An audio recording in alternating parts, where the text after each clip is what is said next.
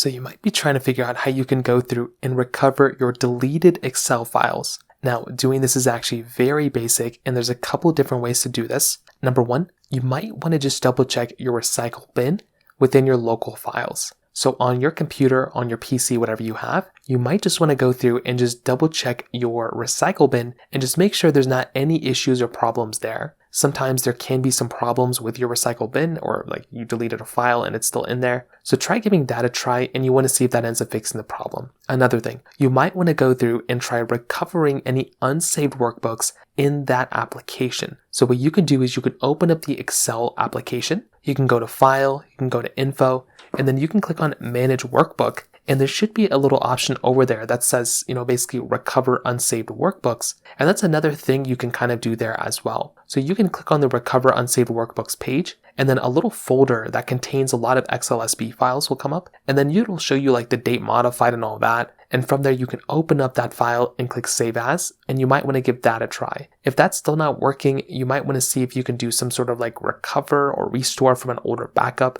Sometimes you might just have to give that a try, and that's another really important thing I'd recommend kind of doing. So in terms of that basically covers it up there. If you have any other thoughts or questions, please let me know in the comment section below. Hit the like button, that will mean so much, but definitely hit that subscribe button. More importantly than everything else, I love every single one of you guys. Hopefully I'll catch you guys in the next video. Peace out till then.